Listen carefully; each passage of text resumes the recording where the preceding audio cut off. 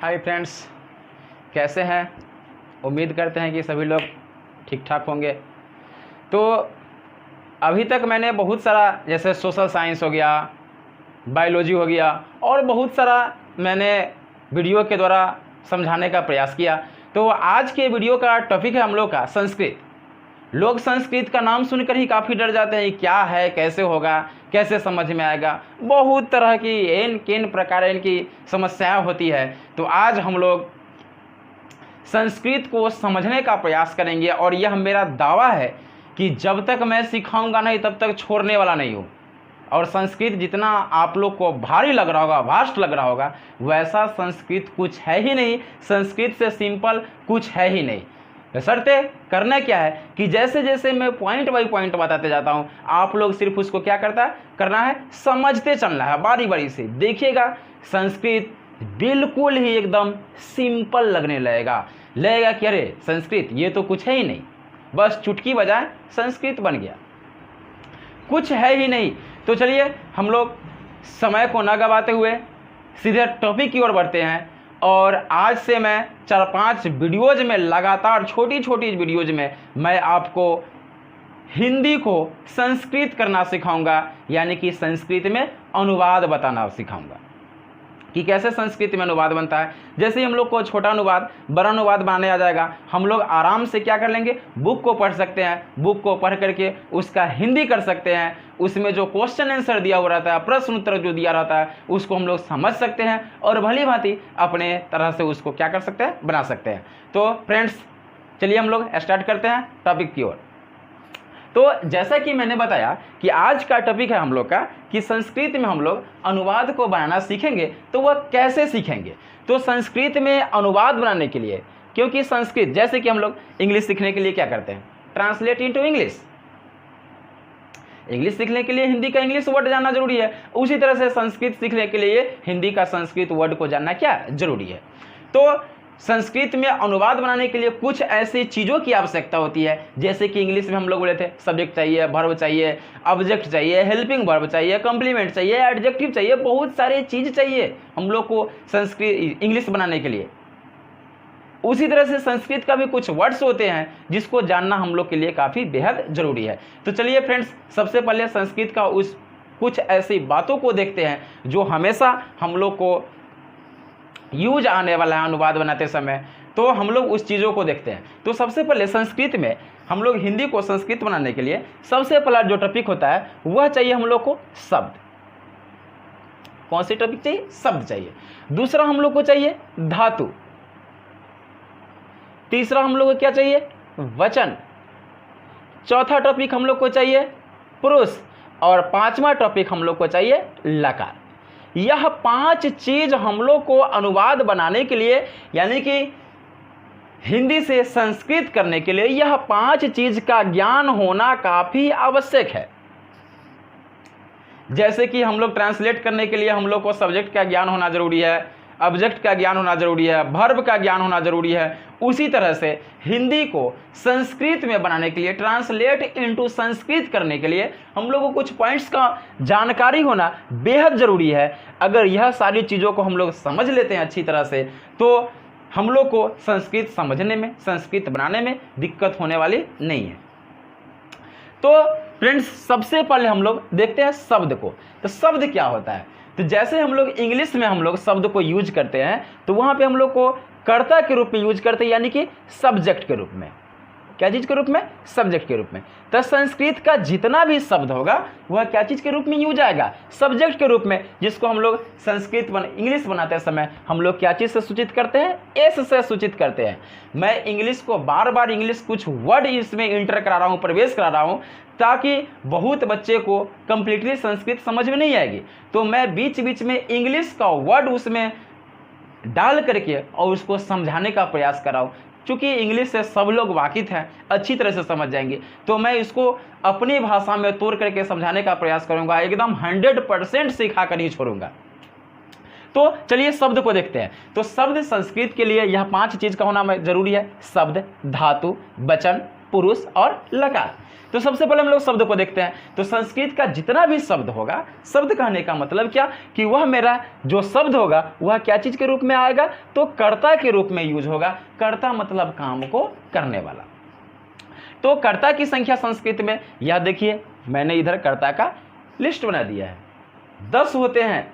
यह जब भी यूज होगा यानी शब्द एज अ सब्जेक्ट, यानी कि यह शब्द जब भी यूज होगा तो क्या चीज़ के रूप में, कर्ता के रूप में यूज होगा, यानी कि सब्जेक्ट के रूप में यूज होगा। यह सारे का सारे वर्ड का, शब्द का। तो चलिए मैं इसको एक बार पढ़ दे रहा हूं कि यह होता क्या। तो सबसे पहले अगर हम यह विसर्ग देते हैं किसी शब्द के आगे तो उसका मतलब होता है अह। उसका मतलब क्या होता है, अह, यानी कि उस शब्द पर जोर पड़ेगा। अगर हम किसी शब्द में अगर अनुस्वार ऊपर देते हैं तो इसको हिंदी में तो हम लोग पढ़ेंगे कन। जिसे क के ऊपर अनुस्वार दिए तो इसको हम लोग हिंदी में क्या पढ़ेंगे, कन। लेकिन संस्कृत में इसका अनुस्वार किसी शब्द के ऊपर लिखा रहता है तो उसको हम लोग क्या समझेंगे, म। क्या समझेंगे हम लोग, म। तो हम लोग को अगर कम लिखना है तो या तो हम लोग क के ऊपर अनुस्वार दे दें, और नहीं तो यह म के बदले में, अनुस्वार के बदले में हम लोग क्या लिख सकते हैं, म लिख सकते हैं। लेकिन म में हलंत दे देंगे। हलंत देने का मतलब ही होता है नीचे जो हम लोग किसी शब्द के नीचे जो एरो खींचते हैं इस तरह से, इसको हम लोग क्या बोलते हैं, हलंत बोलते हैं।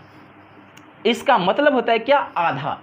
इसका मतलब आधा। जैसे कि अगर हम क में हलंत दे दिए तो इसका मतलब क्या हो जाएगा, आधा क।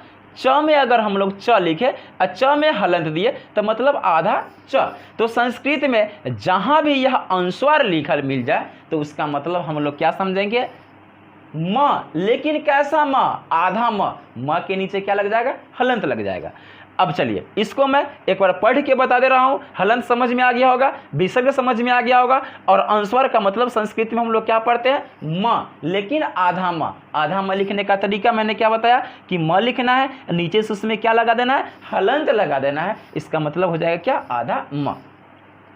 तो पहले हम लोग सब्जेक्ट को देखते हैं जो क्या चीज के रूप में यूज होगा, कर्ता के रूप में यूज होगा। तो देखते हैं जैसे कि स में दुगो विसर्ग लगा तो इसको हम लोग पढ़ेंगे सह। क्या पढ़ेंगे, सह, क्योंकि विसर्ग लगा है। विसर्ग लगा हुआ यानी उस पर हम लोग को क्या करना है, जोर देना है। तो सह का मतलब होता है वह, लेकिन किसके लिए, पुरुष के लिए। जैसे कि इंग्लिश में हम लोग पढ़ते हैं ही का मतलब वह होता है, लेकिन किसके लिए, तो मेल के लिए हम लोग यूज करते हैं। उसी तरह से यह संस्कृत का टर्म्स है। सह का मतलब क्या हो जाएगा, वह, लेकिन किसके लिए, पुरुष के लिए, यानी मेल के लिए। इस तरह से सा का मतलब ही होता है वह, लेकिन यह किसके लिए, तो यह स्त्री के लिए, यानी कि फीमेल्स के लिए। हम लोग जब भी वह का यूज होगा तो हम लोग किसका प्रयोग करेंगे संस्कृत में, सा का। उसके बाद जैसे ते का मतलब होता है वे दोनों। फिर से एक बार रिपीट कर दे रहा हूं मैं, इसको फिर से सुन लीजिएगा एक बार, मैं पढ़ के बता दे रहा हूं ताकि पढ़ने में दिक्कत नहीं हो। जैसे सह में विसर्ग दिए क्या, सह का मतलब वह, जो किसके लिए होगा, पुरुष के लिए। सा का मतलब वह किसके लिए, स्त्री के लिए। उसके बाद तो का मतलब होता है वे दोनों। तो का मतलब वे दोनों, दोनों के लिए होगा, स्त्री और पुरुष दोनों के लिए होगा। यह कोई जरूरी नहीं है कि वह होगा तो पुरुष के लिए होगा, स्त्री के लिए नहीं होगा। तो जो होगा वो दोनों के लिए होगा। फिर आ जाइए ते का मतलब होता है वे लोग या वे सब। ते का मतलब वे लोग या वे सब। फिर इसको हम लोग क्या पढ़ेंगे, त्वम। इसको पढ़ेंगे हम लोग त्वम। देखिए आधा त व और म, त्वम। इसको हम लोग ऐसे भी लिख सकते हैं, तो लिख दिए, वह लिख दिए, ऊपर अनुस्वार दे दिए। तो अनुस्वार को मैंने संस्कृत में क्या पढ़ना बताया था, म। तो या तो हम त्वम ऐसे लिखेंगे और नहीं तो हम त्वम ऐसे लिखेंगे। मेरा दोनों क्या है, मेरा दोनों का दोनों सही है। तो इसको बोलेंगे त्वम का मतलब होता है तुम, युवाम। देखिए युवाम, जैसे हम लोग हिंदी पढ़ते हैं उसी तरह से संस्कृत को पढ़ेंगे, जैसे जैसे लिखा हुआ है उसी तरह से पढ़ेंगे। युवाम का मतलब होता है तुम दोनों। इसको क्या पढ़ेंगे, युयम। यू पर लिखे यू या अम्मा, युयम का मतलब होता है तुम लोग या तुम सब। फिर वही बात, अहम का मतलब होता है मैं या हम। आवाम मतलब हम दोनों। अवयम का मतलब हम लोग या हम सब। तो यह 10 जो मेरा होता है, जो हमेशा कर्ता के रूप में यूज होता है, सब्जेक्ट के रूप में यूज होता है, यह 10 के 10 शब्द का। तो फ्रेंड्स पढ़ने आ गया होगा, कोई दिक्कत नहीं है। सेम टू सेम हिंदी है, जैसे लिखा हुआ है वैसे हम लोग को उसका उच्चारण कर देना है और विशेष कुछ नहीं है। तो शब्द में हम लोग को मात्र यह 10 चीज को देखना है शब्द। आ जाइए, दूसरा टॉपिक हम लोग का क्या है, धातु। दूसरा टॉपिक हम लोग का है धातु। तो धातु को हम लोग समझते हैं कि धातु होता क्या है। तो धातु बोलते हैं हम लोग क्रिया को। धातु किसको बोलते हैं हम लोग, क्रिया को बोलते हैं धातु। तो धातु होता क्या है, तो धातु को मैंने बता दिया कि धातु को हम लोग बोलते हैं क्रिया, और क्रिया को इंग्लिश में हम लोग क्या बोलते हैं, वर्ब। क्रिया को इंग्लिश में क्या बोलते हैं, वर्ब, यानी कि काम करने वाला जितना भी वर्ब होगा, जैसे रीड हो गया, राइट हो गया, स्पीक हो गया, बोलना, खेलना, कूदना, उठना, रोना, यह सब का सब काम है। और सब का सब काम है तो काम क्या है, क्रिया है। और उसी क्रिया को संस्कृत में क्या बोलते हैं, धातु। अर्थात हिंदी का जो क्रिया होगा वह संस्कृत में आकर क्या बन जाएगा, धातु बन जाएगा। अंग्रेजी का, इंग्लिश का जो वर्ब होगा वह संस्कृत में आकर के क्या बन जाएगा, धातु बन जाएगा।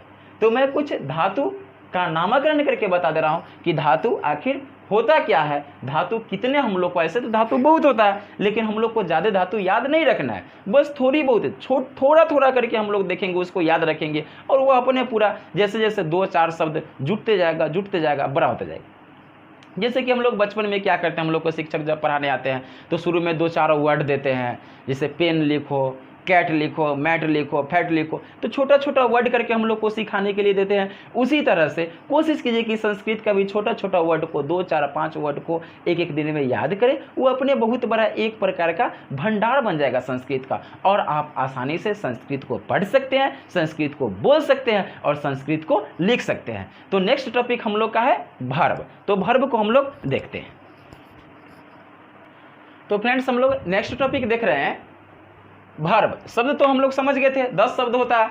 वर्ब हम लोग देख रहे हैं। वर्ब को हम लोग हिंदी में बोलते हैं क्रिया, और संस्कृत में उसी वर्ब को हम लोग क्या बोलते हैं, धातु। तो चलिए कुछ वर्ब को हम लोग देख लेते हैं, कुछ धातु को हम लोग देख लेते हैं जो बराबर यूज होता है।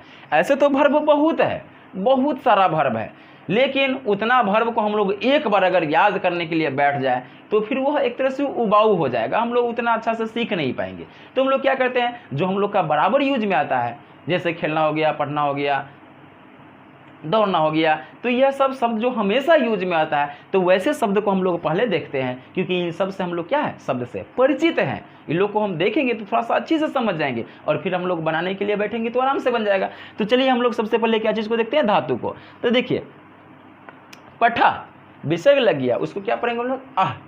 विसर्ग जैसे ही लगा हम लोग उसको पढ़ेंगे आह, तो इसको हम लोग पढ़ेंगे पठा। पठा मतलब पढ़ना, पठा मतलब पढ़ना। फिर ये गच्छा मतलब क्या हो जाएगा, जाना। गच्छा मतलब जाना। वदा, वदा मतलब बोलना। लिखा मतलब लिखना। खादा मतलब खाना। धावा मतलब दौड़ना। इसको क्या पढ़ेंगे हम लोग, पश्य। क्या पढ़ेंगे, पश्य। पश्य मतलब देखना। क्रीडा खेलना। नृत्य नाचना। और पचा पकाना।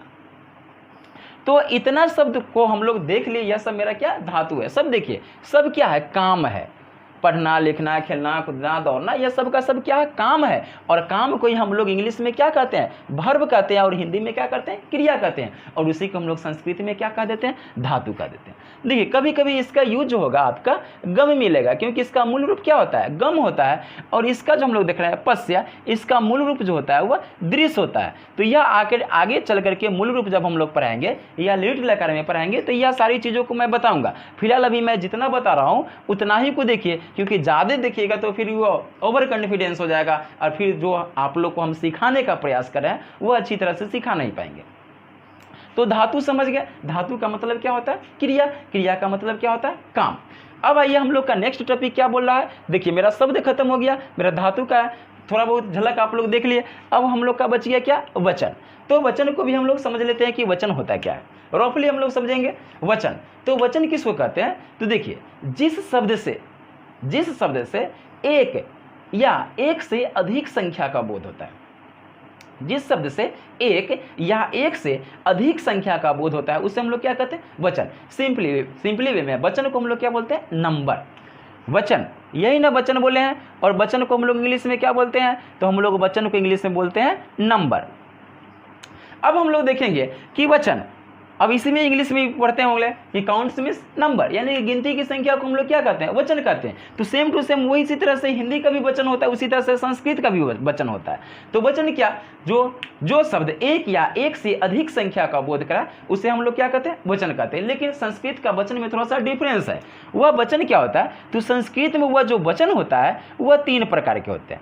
तो पहला होता है एक वचन, द्विवचन और तीसरा आपका हो जाएगा बहुवचन। बहुवचन वचन कितने प्रकार के हो गए संस्कृत में, 3 प्रकार के हो गए। जबकि हिंदी में कितने होते हैं, 2। इंग्लिश में कितने होते हैं, 2 वचन। जैसे कि एक वचन, यानी कि इसको इंग्लिश में हम लोग बोलते हैं सिंगुलर नंबर। सिंगुलर नंबर, इसको द्विवचन तो हम लोग का न हिंदी में होता है और न ही द्विवचन मेरा इंग्लिश में होता है। और इसको बहुवचन को हम लोग इंग्लिश में क्या बोलते हैं, प्लुरल नंबर। Plural number. तो ध्यान दीजिएगा बुआ कि होता क्या है कि एक वचन, यानी अगर पूछा जाए कि नंबर, तो नंबर इंग्लिश में कितने, तो इंग्लिश में नंबर क्या, तो 2, सिंगुलर नंबर और प्लुरल नंबर। हिंदी में अगर वचन पूछे तो हिंदी में भी वचन कितने होते हैं, 2। हिंदी में भी कितने वचन, तो 2 वचन होते हैं, एक वचन और बहुवचन। जबकि संस्कृत में मेरा वचन कितने हो जाते हैं, तो मेरा वचन संस्कृत में 3 हो जाते हैं, एक वचन, द्विवचन और बहुवचन। लेकिन याद रखिएगा यह सिर्फ संस्कृत में वचन 3 होते हैं। संस्कृत में वचन कितने, 3, एक वचन, द्विवचन और बहुवचन। जबकि इंग्लिश में नंबर कितना, 2, सिंगुलर नंबर और दूसरा प्लुरल नंबर। हिंदी में वचन कितना, तो हिंदी में वचन 2, एक वचन और बहुवचन। अब हम लोग देखते हैं कि यह सब होता क्या है। एक वचन यानी कि जो शब्द एक व्यक्ति या वस्तु के बारे में बताता है, जो शब्द एक व्यक्ति या वस्तु का बोध कराता है उसे हम लोग क्या कहते हैं, एक वचन। तो द्विवचन देखने से पता चला, द्वि मतलब 2, जो शब्द 2 व्यक्ति या वस्तु का बोध कराएगा उसको हम लोग क्या बोलेंगे, द्विवचन। और बहुवचन मतलब 2 से अधिक। बहुत सारा नहीं बोल देना है, बोलना क्या है कि कोई पूछ दे बहुवचन किसे कहते हैं, तो जो शब्द 2 से अधिक व्यक्ति या वस्तु का बोध कराए। बहुवचन का मतलब ही हो जाता है 2 से अधिक का बोध कराएगा उसे हम लोग क्या कहेंगे, बहुवचन। तो याद रहेगा संस्कृत में एक वचन मतलब 1, द्विवचन मतलब 2 और बहुवचन मतलब 2 से अधिक। उसी तरह से हिंदी में, तो हिंदी में वचन कितने होते हैं, तो हिंदी में तो वचन 2 ही होते हैं। हिंदी में वचन कितने होते हैं, 2, एक वचन और बहुवचन। अगर हिंदी में पूछ दे कि एक वचन किसको कहते हैं, तो जो शब्द एक व्यक्ति या वस्तु का बोध कराता है उसे हम लोग क्या कहते हैं, एक वचन कहते हैं। बहुवचन तो जो शब्द एक से अधिक, देखिए हिंदी में आते ही डिफिनीशन मेरा बदल जाएगा, क्या, जो शब्द एक से अधिक व्यक्ति या वस्तु का बोध कराता है उसको हम लोग क्या कहते हैं, बहुवचन कहते हैं। उसी तरह से singular number, a singular number denotes single person और thing. Singular number denotes single person और थिंग। सिंगल मतलब एक व्यक्ति या वस्तु का बोध कराता है। उसी तरह से प्लुरल नंबर का डिफिनेशन हम लोग क्या पढ़ते हैं, plural number denotes more than person और थिंग। मोर देन का मतलब होता है एक से अधिक। तो फ्रेंड्स याद रखिएगा कि वचन संस्कृत में कितने, 3। संस्कृत में वचन कितने, 3, एक वचन, द्विवचन और बहुवचन। एक वचन मतलब 1, द्विवचन मतलब 2 और बहुवचन मतलब 2 से अधिक। तो अब हम लोग का क्या है, तो हम लोग का नेक्स्ट बच गया हम लोग का पुरुष। तो हम लोग पुरुष को भी देख लेते हैं कि पुरुष होता है तो वह क्या होता है। तो पुरुष हम लोग कहते किसको है, पुरुष को हम लोग इंग्लिश में बोलते हैं पर्सन। पुरुष को हम लोग इंग्लिश में क्या बोलते हैं, तो पुरुष को इंग्लिश में हम लोग बोलते हैं पर्सन। नोट कीजिएगा इसको, पुरुष, पुरुष को इंग्लिश में बोले हम लोग क्या, पर्सन। तो पर्सन का डिफिनीशन आप लोग पढ़ेंगे, a personal pronoun is called person, यानी कि व्यक्तिवाचक सर्वनाम को हम लोग क्या कहते हैं, पुरुष कहते हैं। संस्कृत का भी वही डिफिनीशन हो जाएगा, व्यक्तिवाचक सर्वनाम को ही क्या कहते हैं, पुरुष कहते हैं, यानी कि a personal pronoun is called person. अब पर्सन कितने होते हैं, तो हम लोग बचपन से ही पढ़ते आ रहे हैं, 5 में पढ़े, 6 में पढ़े, जो कन्वेंट वगैरह में पढ़ते होंगे, प्राइवेट स्कूल में पढ़ते होंगे, वो सबको बताया गया होगा, फर्स्ट पर्सन, सेकंड पर्सन और थर्ड पर्सन। पर्सन कितने होते हैं, तो पर्सन 3 होते हैं। फर्स्ट पर्सन यानी कि प्रथम पुरुष, दूसरा क्या हम लोग का मध्यम पुरुष, मध्यम पुरुष, और तीसरा मेरा क्या है, उत्तम पुरुष। तीसरा मेरा उत्तम पुरुष। पुरुष कितने प्रकार के? 3 प्रकार के, प्रथम पुरुष, मध्यम पुरुष, उत्तम पुरुष। इसको इंग्लिश में हम लोग क्या बोलेंगे? फर्स्ट पर्सन, इंग्लिश में फर्स्ट पर्सन। इसको क्या बोलेंगे? मध्यम पुरुष को सेकेंड पर्सन, सेकेंड पर्सन। और इसको हम लोग क्या बोलेंगे? Third person, third person. तो पहले सबसे पहले हम लोग इंग्लिश के पर्सन को समझते हैं कि क्या होता है। फर्स्ट पर्सन मतलब क्या होता है? A speaker is called first person, यानी कि बोलने वाला को हम लोग क्या कहते हैं? First person. Second person, the person will talk, यानी कि वैसा व्यक्ति जिससे हम लोग क्या करते हैं? बात करते हैं, उसको हम लोग क्या कहते हैं? Second person. और third person, the person will talk about, यानी कि जिसके बारे में हम लोग क्या करते हैं? बात करते हैं, उसको हम लोग क्या कहते हैं? Third person. तो चलिए हम लोग संस्कृत को समझना है। संस्कृत में बस ऊपर का नीचे, नीचे का ऊपर हो जाता है। जैसे कि इंग्लिश में हम लोग फर्स्ट पर्सन में हमेशा क्या पढ़ते हैं? आई और वी। सेकेंड पर्सन में हम लोग क्या पढ़ते हैं? यू। और थर्ड पर्सन में हम लोग क्या पढ़ते हैं? ही, सी, इट। यही ना पढ़ते हैं फ्रेंड्स? फर्स्ट पर्सन में हम लोग हमेशा क्या पढ़ते हैं? फर्स्ट पर्सन में आई और बी होता है, सेकेंड पर्सन में क्या होता है? यू होता है, और थर्ड पर्सन में क्या होता है? ही, सी, इट, सिंगुलर नेम, क्या उसका पुलर नंबर क्या हो जाएगा? दे। तो संस्कृत का ऊपर का नीचे और नीचे का ठीक ऊपर हो जाता है। बीच वाला तो यू हम लोग इंग्लिश में भी पढ़े होंगे कि वह चेंज नहीं होता है। तो संस्कृत में होता क्या है? जैसे कि इंग्लिश में क्या बताया, हम लोग हिंदी में क्या बताया? बोलने वाला को क्या कहते हैं? प्रथम पुरुष कहते हैं। बोलने वाला को प्रथम पुरुष, सुनने वाला को मध्यम पुरुष, और जिसके बारे में बात करेंगे उसको उत्तम पुरुष। लेकिन संस्कृत में सीधा पलट जाता है। संस्कृत में प्रथम पुरुष किसको कहते हैं? ध्यान से देखिएगा, संस्कृत में प्रथम पुरुष बोले तो प्रथम पुरुष मतलब कि जिसके बारे में हम बात करते हैं, जिसके बारे में हम बात करते हैं उसे प्रथम पुरुष कहते हैं। ध्यान दीजिएगा, उसे हम लोग क्या कहते हैं? प्रथम पुरुष कहते हैं। यानी कि संस्कृत में सीधा पलट जाता है, यानी कि फर्स्ट पर्सन की जगह थर्ड पर्सन आ जाता है और थर्ड पर्सन उठ कर कहाँ चला जाता है? फर्स्ट पर्सन की जगह। ऐसा सिर्फ और सिर्फ संस्कृत में होता है। ध्यान दीजिएगा, क्या बोला है? प्रथम पुरुष यानी फर्स्ट पर्सन। जिसके बारे में हम बात करते हैं उसे हम लोग क्या कहते हैं? तो उसे हम लोग प्रथम पुरुष कहते हैं। जैसे कि इसका एग्जाम्पल थर्ड पर्सन का क्या हो जाएगा? तो ही, यानी कि वह, वे दोनों और वे लोग, क्योंकि इसमें वचन संस्कृत में कितने हो जाएंगे? 3, जबकि हिंदी में हम लोग क्या था? 2, सिंगुलर नंबर और प्लूरल नंबर। तो इसीलिए सिंगुलर मैंने क्या लिख दिया? आई, और प्लूरल मैंने क्या लिख दिया? बी। लेकिन आई बी से तो हम लोग का संस्कृत में काम चलेगा नहीं, क्योंकि संस्कृत में पुरुष कितने होते हैं? तो संस्कृत में वचन कितने होते हैं? तो संस्कृत में वचन जो होते हैं वह 3 होते हैं। तो यह प्रथम पुरुष का एक वचन वह, प्रथम पुरुष का द्विवचन वे दोनों, और प्रथम पुरुष का बहुवचन वे लोग। समझ गया? और मध्यम पुरुष देख लीजिए, मध्यम पुरुष में क्या बोला है? तो मध्यम पुरुष में बोला है कि जिससे हम बात करते हैं, जिससे हम क्या करते हैं? बात करते हैं, वह मेरा क्या हो जाएगा? मध्यम पुरुष हो जाएगा। जो हिंदी में भी वही है और इंग्लिश में भी वही है। तो मध्यम पुरुष क्या कहते हैं? तो जिससे हम लोग क्या करते हैं? जिससे हम लोग बात करते हैं। तो मध्यम पुरुष का इंग्लिश में एग्जाम्पल क्या होता है? यू, यानी कि यू सिंगुलर भी होता है और यू प्लूरल भी होता है, लेकिन संस्कृत में ऐसा नहीं होता है। मध्यम पुरुष में संस्कृत क्या हो जाएगा? तो मध्यम पुरुष में संस्कृत हो जाएगा तुम एक वचन, तुम दोनों द्विवचन, और तुम लोग या तुम सब बहुवचन। तो अब हम लोग देखते हैं क्या? उत्तम पुरुष। उत्तम पुरुष, अब देखिए थर्ड पर्सन, उत्तम पुरुष को हम लोग क्या बोलते हैं? Third person. थर्ड पर्सन हम लोग किसको कहते हैं? तो इंग्लिश में बताते हैं कि जिसके बारे में हम बात करते हैं उसको हम लोग क्या कहते हैं? थर्ड पर्सन कहते हैं। लेकिन यहाँ संस्कृत में सीधा उल्टा हो जाएगा, उत्तम पुरुष। उत्तम पुरुष मतलब क्या हो जाएगा? बोलने वाला को, क्या चीज करने वाला को? बोलने वाला को उत्तम पुरुष कहते हैं, उत्तम पुरुष कहते हैं। बोलने वाला को क्या कहते हैं? उत्तम पुरुष कहते हैं। जबकि यहाँ क्या था? इंग्लिश में फर्स्ट पर्सन में बोलने वाला को हम लोग फर्स्ट पर्सन कहते हैं। यही सिर्फ अंतर होता है कि संस्कृत में ऊपर का नीचे और नीचे वाला उठ के कहाँ चला जाता है? ऊपर। तो आइए देखिए हम लोग क्या होता है। तो हो जाएगा इसका एक वचन हो जाएगा वह, एक वचन हो जाएगा मैं, द्विवचन क्या हो जाएगा?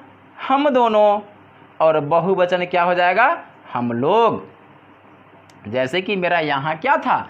आई और बी, क्योंकि यहाँ संस्कृत में इंग्लिश में वचन कितने हो रहे थे, 2 ही हो रहे थे, इसलिए आई और बी। जबकि संस्कृत में मेरा कितना हो जाएगा, तो संस्कृत में मेरा 3 हो जाएगा। तो यह उत्तम पुरुष का एक वचन मैं, उत्तम पुरुष का द्विवचन हम दोनों, और उत्तम पुरुष का बहुवचन हम लोग या हम सब। तो चलिए एक बार इसका मैं फ्रेश से डायग्राम बना दे रहा हूँ, उसको आप लोग क्या कीजिएगा, नोट कर लीजिएगा। चलिए तो मैंने पुरुष का एक डायग्राम खींच दिया है, आप लोग भी इसको जैसे जैसे हम बनाए उसी तरह से आप लोग नोट कर लीजिए। एक बार मैं साइड हो जा रहा हूँ, आप लोग स्क्रीनशॉट ले लें, फिर मैं इसको समझा दे रहा हूँ। तो ध्यान दीजिएगा, पर्सन मैंने कितने प्रकार का बताया, 3 प्रकार का, प्रथम पुरुष, मध्यम पुरुष, उत्तम पुरुष। चूंकि संस्कृत में वचन कितने होते हैं, 3, तो हम लोग पर्सन को तीनों फॉर्म में पढ़ेंगे। जबकि इंग्लिश में होता था 2, तो हम लोग सिंगुलर और प्लूरल पढ़ते थे, जबकि हमको यहाँ क्या पढ़ना पड़ेगा, तीनों। तो प्रथम पुरुष में हमेशा प्रथम पुरुष एक वचन क्या हो जाएगा, वह, प्रथम पुरुष द्विवचन क्या हो जाएगा, वे दोनों, और प्रथम पुरुष बहुवचन क्या हो जाएगा, वे लोग या वे सब। फिर जाइए मध्यम पुरुष एक वचन तुम, मध्यम पुरुष द्विवचन तुम दोनों, मध्यम पुरुष बहुवचन तुम लोग या तुम सब।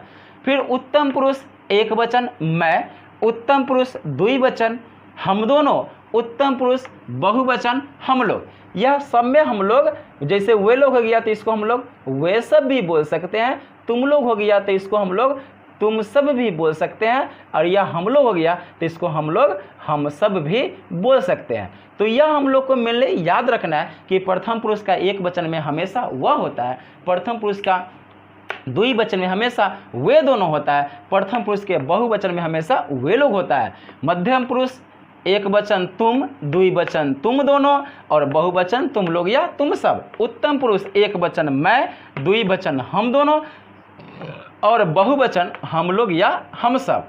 तो फ्रेंड्स इसको अच्छी तरह से आप लोग डायग्राम बना लीजिए ताकि भूलिएगा नहीं। इसका संस्कृत भी मैंने पहले लिखा दिया है शब्द में कि सह का मतलब वह, तो का मतलब वे दोनों, ते का मतलब वे लोग, तुम मतलब तुम दोनों, युवाम तुम लोग या तुम सब ये यम, मैं का अहम, हम दोनों का आवाम, और हम लोग का वयम। यह संस्कृत भी मैं बता चुका हूँ पहले ही, जो शब्द में हेडिंग दिए थे। तो चलिए हम लोग का 4 कंप्लीट हो गया, यानी वचन, सबसे पहले शब्द, उसके बाद धातु यानी क्रिया, उसके बाद क्या, वचन हो गया मेरा, पुरुष हो गया मेरा, बच गया क्या, लकार। इसको आप लोग नोट कर लीजिए, फिर मैं लकार को समझा देता हूं अच्छी तरह से।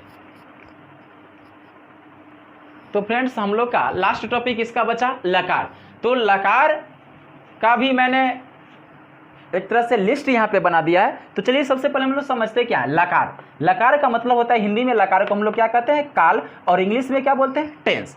जानते हैं हम लोग ट्रांसलेशन बनाने के लिए टेंस का होना काफ़ी ज़रूरी है। यदि टेंस का ज्ञान पूरा नहीं है तो हम लोग से इंग्लिश का ट्रांसलेशन नहीं बन पाएगा, और हम लोग बुक को पढ़ के उसका हिंदी भी नहीं कर सकते। उसी तरह से संस्कृत के लिए लकार जो होता है काफ़ी महत्वपूर्ण होता है। तो लकार को हिंदी में क्या बोलते हैं, काल, इंग्लिश में क्या बोलते हैं, टेंस, या उसी को टेंस कहिए या उसी को संस्कृत में क्या कहिए, लकार कहिए। तो टेंस 3 प्रकार के हम लोग पढ़े हैं, प्रेजेंट, पास्ट और फ्यूचर।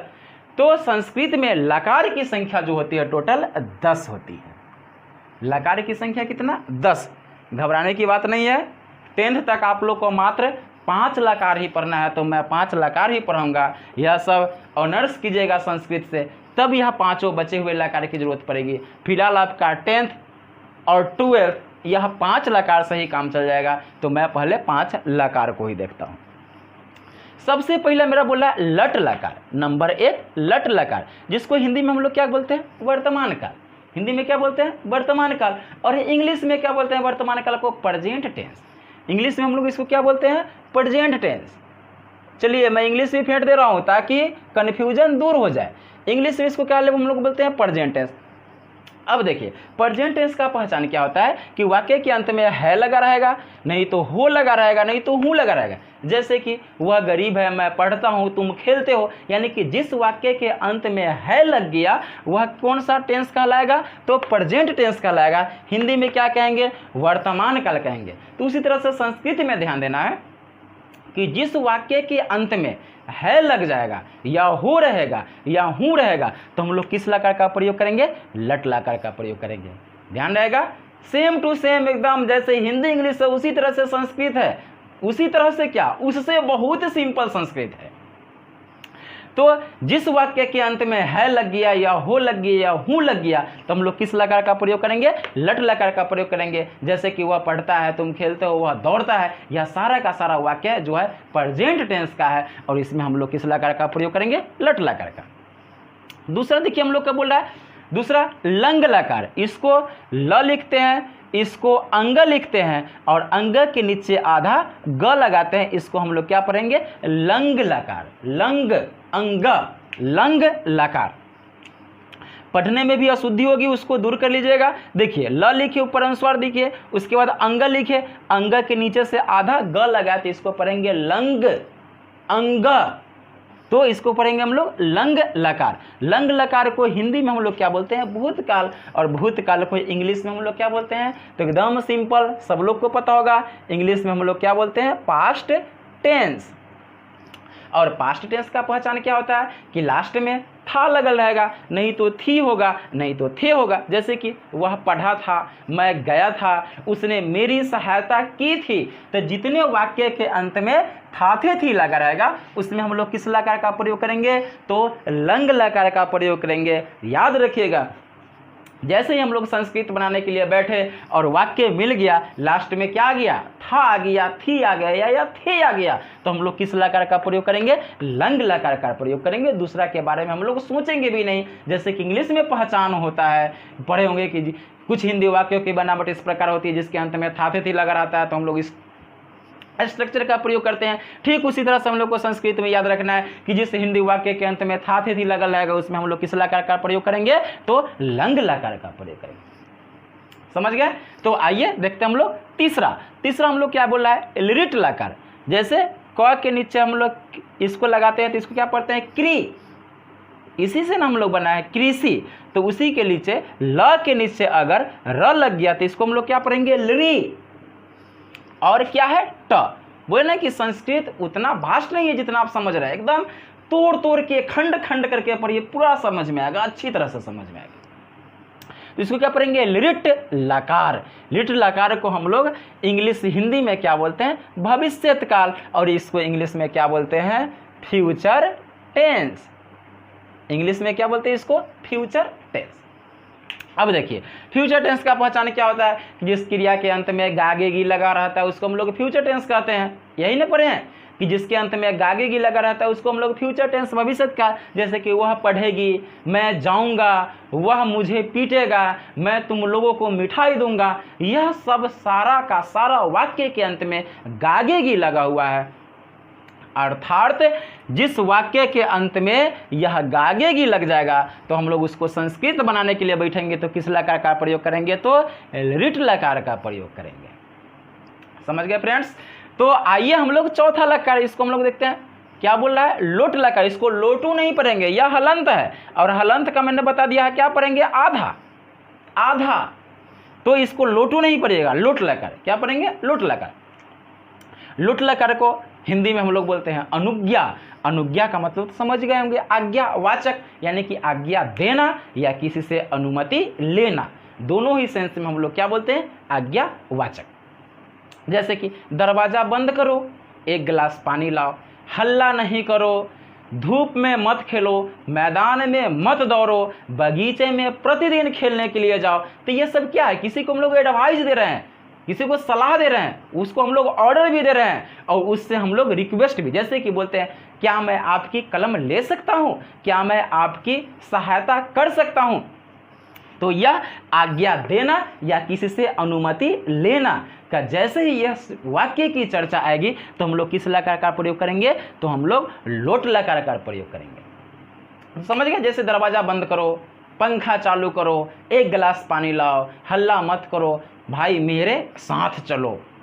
तो यह सब वाक्य जो होगा इस वाक्य में हम लोग किस लकार का प्रयोग करेंगे? तो लोट लकार का प्रयोग करेंगे। अब आ जाइए विधिलिंग। लास्ट मेरा क्या बोला है? विधिलिंग। विधिलिंग यानी कि जिस वाक्य के अंत में चाहिए लग जाएगा। जिस हिंदी वाक्य के अंत में क्या लग जाएगा, चाहिए लग जाएगा, उसमें हम लोग किस लकार का प्रयोग करेंगे, तो उसमें विधि लिंग का प्रयोग करेंगे। जैसे कि हम लोगों को पढ़ना चाहिए, तुम लोगों को हल्ला नहीं करना चाहिए, उसे रोज एक्सरसाइज करना चाहिए। तो जिसके अंत में, सब के अंत में हमने अभी 3-4 वाक्य बोला, सब के अंत में क्या था, चाहिए लगा हुआ था। और चाहिए के लिए हम लोग किस लकार का प्रयोग करेंगे, तो हम लोग विधि लिंग का प्रयोग करेंगे। तो आज की क्लास में संस्कृत का जो फंडामेंटल जो बातें हैं इंग्लिश के साथ मैंने उसको समझाने का अपने स्तर से पूरे प्रयास किया हूँ। अगर यह वीडियो देखने के बाद भी अगर आप लोगों को समझ में नहीं आता जो पॉइंट, तो आप लोग देख करके नीचे कमेंट सेक्शन में जा करके कमेंट जरूर करें कि हमको यह समझ में नहीं आया, तो मैं नेक्स्ट वीडियो में आपकी कन्फ्यूजन को दूर करने का भरपूर प्रयास करूंगा। अब प्रयास क्या करूंगा, 100% कन्फ्यूजन दूर कर दूंगा। आप लोग कमेंट सेक्शन में जाकर कमेंट कीजिए कि मुझको क्या समझ में नहीं आया। तो आज हम लोग 5 लकार देख लिए। नेक्स्ट क्लास में हम लोग बारी बारी से 5 लकार का यूज को हम लोग देखेंगे कि 5 लकार का प्रयोग हम लोग कैसे करते हैं। सब एक लकार पर हम लोग अनुवाद बना करके देखेंगे, उसका यूज करके देखेंगे, और उसका संस्कृत करके देखेंगे, संस्कृत का हिंदी भी करके देखेंगे। और बोर्ड में 10th के एग्जाम में इससे संबंधित किस तरह से क्वेश्चन पूछा जाता है, क्वेश्चन को भी हम लोग प्रैक्टिस भी करेंगे। तो आप लोग को अगर यह वीडियो अच्छा लगा होगा तो प्लीज़ आप लोग लाइक कर दे, और लाइक करने के बाद सब्सक्राइब करना तो बिल्कुल ना भूले। वीडियो के साइड में, इस साइड में क्या होगा, रेड कलर में सब्सक्राइब बटन होगा, सब्सक्राइब बटन को दबा दीजिएगा। उसके बाद बेल आइकन यानी कि घंटे का निशान होगा, उसको दबा करके ऑल सेलेक्ट कर दीजिएगा। और अपने फ्रेंड्स को भी संस्कृत अगर समझना चाहते हैं, समझाना चाहते हैं, उसको भी बताना चाहते हैं, सिखाना चाहते हैं, तो आप लोग प्लीज़ मेरे वीडियो को क्या करें, शेयर भी कर दें। तो फिर हम लोग मिलते हैं अगले वीडियो में, जहां पर 5 लकार की बारी बारी से हम लोग चर्चा करेंगे। तो आज के लिए धन्यवाद। और जान जाइए, थोड़ा सा वीडियो लंबा हो गया तो लंबा के लिए घबराइए नहीं, क्योंकि बड़े बड़े महापुरुषों ने कहा कि सफलता का कोई शॉर्टकट तरीका नहीं होता है। अगर हमको ज़िंदगी में सफल बनना है, हमको कुछ सीखना है, तो थोड़ा लॉन्ग टर्म हम लोग ले करके चलेंगे। बहुत लोगों के मन में होता है ट्रिक ट्रिक ट्रिक, या क्या होता है ट्रिक। जितना जल्दी हम लोग ट्रिक को याद करते हैं, उतना जल्दी मेरा ट्रिक क्या होता है, माइंड से निकल जाता है। इसलिए पहले हम लोग इसको अच्छी तरह से समझ ले, एक एक पॉइंट को अच्छी तरह से समझ लेंगे, फिर इसको हम लोग ट्रिक बेसिस पर भी देखेंगे। ट्रिक भूल भी जाइएगा तो मेरा समझा हुआ रहेगा, उससे बन जाएगा। तो ठीक है फ्रेंड्स, मिलते हैं हम लोग नेक्स्ट वीडियो में। तब तक के लिए गुड बाय।